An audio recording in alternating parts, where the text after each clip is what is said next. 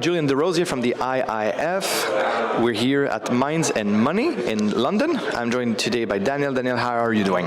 I'm very well. Thank you very much, Julian. Well, Daniel, we've spoken together already in Dubai, if my memory is correct, just a month and a half ago or a few weeks back. But for the viewers who still don't know you and your company, can you tell us, well, present yourself and the company you're working for? Absolutely. Daniel Major, CEO of GoviX Uranium. GoviX Uranium is an African-focused uranium development company. We have 3 projects, but the primary 2 are Madawela and Matanga. Both of those are mine permitted. Madawela has already finished its feasibility study, and we're focused on the debt financing at the moment. Then move on to the other aspects of financing, looking to target production from that one in 2026. Then we have the Matanga project in Zambia, which is currently in its feasibility study stage. That process should be finished by beginning of next year. Then it will move into the financing stages. Well, this is great to hear. A lot of junior companies are not at the level that you are at now, having a feasibility, being ready to go and taking a financing decision, trying to find financial partners. Can you tell us a little more about this aspect? So basically, what happened since the last time we talked 6 weeks ago or so on, and what are the milestones towards the financing like that in the next few months? Yeah, so the main things on the Madawela project is we've started to get LOIs in from the investment community. Once we had the feasibility study, we had gone out on the teasers, some initial due diligence by the lending community. So we're currently looking at 3 commercial entities, 2 of which have sent their LOIs in already, 3 export credit agencies, of which 2 of them are insurers, and we're waiting for a couple of DFIs, development finance institutions, to give us their responses. Once we've got that full portal, which hopefully will more than cover the debt structure, we will then go into their detailed due diligence stage. Just on that, usually financing is a very difficult run. It's a walk through the desert. You try to get on the other side with very little amount of water, none on the way. It seems like a very different story on your side. Seems very positive, seems having investments relatively fast into the financing. Is it because how strong the project is, or what makes it so successful? I think it's a number of things. I mean, certainly with export credit agencies, DFIs, a number of things have changed. One is the support for the African nations as well. 2, a lot of this security of supply issues, critical minerals. Uranium is a critical mineral for a lot of jurisdictions now, and so for that support is definitely coming through. So it's a number of aspects: jurisdiction, support for jurisdiction, and the metal itself. And as you say, this is the easy part at the very beginning.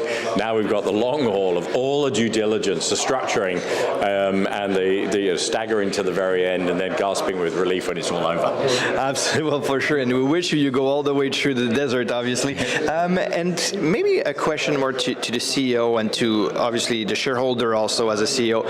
How do you protect shareholders' interest in such financing decision? Well, you have to go through all aspects of this. I mean, that's one of the reasons we've gone to the debt market to start with. You know, we don't want to build a project using equity. We go to the export credit market, etc. One thing the export credit agencies bring as well is 85 to 95% commercial risk and technical risk insurance. So you're insuring the project through a sovereign entity to do that. And that's an important factor, not just for investors in the project, but for the offtake as well, to know there is a protection to ensure that offtake comes through on that side.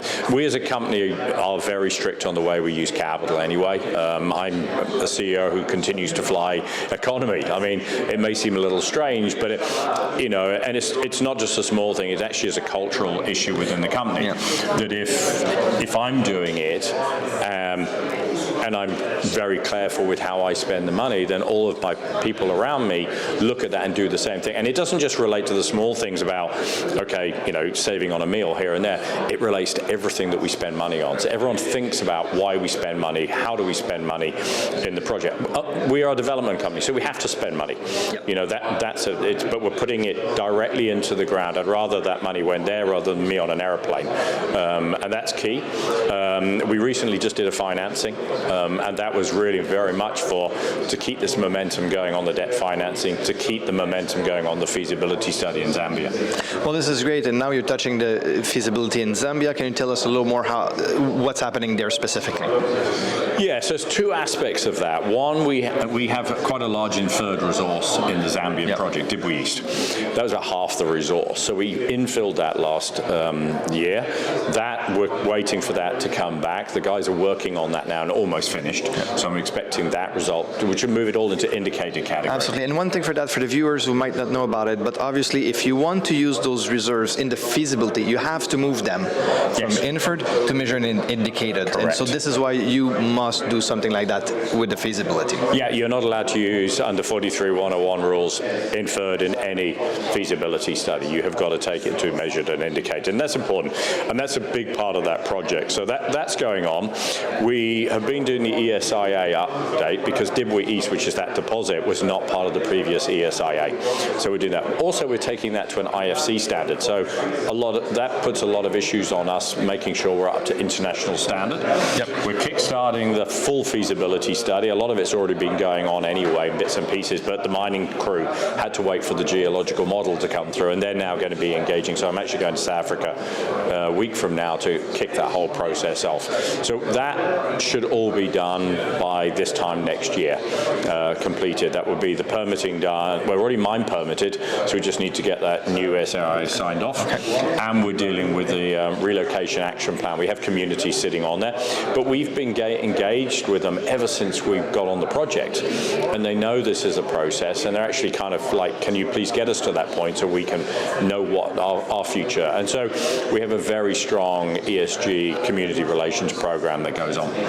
Well, this is great to hear. Obviously, every time you're Africa or South America or in different regions of the world, those issues tend to, shareholders tend to pub that issue a lot more right now, ESG and so on. But apart from being three letters, which we all know, environmental, social, governance, on the ground specifically, what, for example, can you give us just one example of what GoVX is doing regarding ESG? One project or one concrete example? Yeah, and before we can answer that question, let me just make it clear, ESG isn't something we've not been doing in the past, and I think that's the key thing. It's all about reviewing your risks in an operation, making sure you have processes, procedures in place to make that happen, fix it, and then develop a program for it. But I'll give you a really good example in Zambia. We, as part of our community, worked on the relocation action plan. Obviously, the people who get most affected by the project are the people who live around the project. And the reason they're positive towards a project because they want the economic benefits, they want the jobs. Okay, so we then did a review of educational standards of people around the community and realized that 69% of the population have no education at all. They haven't actually even been to school. So we said, okay, well, we can't not give them the job. So what we have done is started an adult education program, which has been offered in 8 communities, and over the next 2 years we'll get them to an education standard that we need them to be, and that is for anyone. So we've already said to the community, if you want a job at this mine when it's built, even if you want to be a cleaner, you will have to reach this minimum education standard. But we will pay for you to get to that. We'll provide all the books, everything, with schools, everything. And the benefit as well, it's not just for us, because ultimately people will now get a higher level of education themselves. And we've seen in around other communities, people have a better understanding. It also means we can put them into trade school. So we can start training people to be electricians, mechanics, etc. And that allows, it's all about sustainable mining, responsible mining. When we finish mining in the future, those people will be able to go on and do other jobs because they will now have trade skills. Well, this is great to hear. Obviously, ESG is not about just letters or coming in hot and coming out and so on, but it's about raising the bar and committed to raising the bar for a very long time. Continuity and so on is key driver for ESG, and stakeholder partnership is also very important. It seems that this is what you're doing down there, and this is surely the future of mining, as you said. A lot more cooperation, a lot more working together, and a lot more making sure that actually the jobs you create, if they want to be fulfilled, not get there in a few years and say, oh, we should have done something about it. So this is great to hear. So if any shareholders that are currently obviously shareholders of the company, or viewers that are not yet shareholders, they want to get more information. They like what they heard. They like about what's happening in Niger. You're moving forward with the financing. financing, they like what's happening in Mali, they like all the story and everything, how can they reach you or how can they reach your company? Well, the best place for an email is info@govx.com. Definitely go to our website, govx.com, and have a look. A lot of that's on there. But email us and we'll answer any questions. Absolutely. And for viewers out there conscious of their CO2 emissions, Fly Economy, you will have a chance to meet you, maybe, rather than being in business class where don't have the chance to see you. So thank you very much for your time, David, and it's always been a pleasure. Thank you. Thank you very much.